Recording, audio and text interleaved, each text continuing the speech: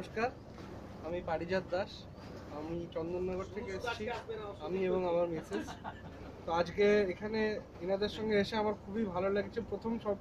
সব থেকে প্রথম কথা যেটা বলবো, এটা কোভিড পরবর্তী অধ্যায়। যখনই আমরা বোটে চাপার আগেই আমাদের অক্সিজেন স্যাচুরেশন, তারপরে আমাদের বডি টেম্পারেচার, এগুলো সব দেখা হলো, আমাদের স্যানিটাইজ করা হলো, আমাদের লাগেজ স্যানিটাইজ করা হলো।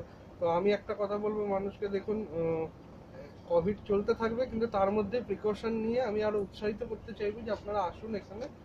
এবং এখানে আপনারা না আসলে এখানকার মানুষদের জীবনযাত্রাটা আরো দুর্বল হয়ে যাবে। ছিলেন যে অনেকদিন ধরে ব্যবসা বাণিজ্য, ট্যুরিজমটা বন্ধ হয়ে আছে, তাই প্রিকশন নিয়ে আপনারা আসুন।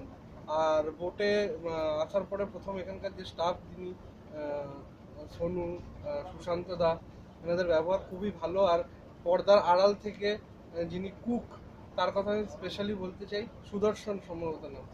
খুবই ভালো খাবার দাবার অ্যারেঞ্জমেন্ট। আমরা 3 দিন ধরে ঘুরলাম। প্রথম দিন আমরা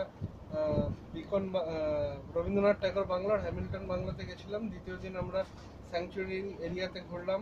আমরা কুমির দেখেছি, মদন টাক দেখেছি, আমরা বিভিন্ন রকমের মাছরাঙা পাখি দেখেছি, বন হরিণ দেখেছি, বন মোরগ, শুয়োর সবই দেখেছি।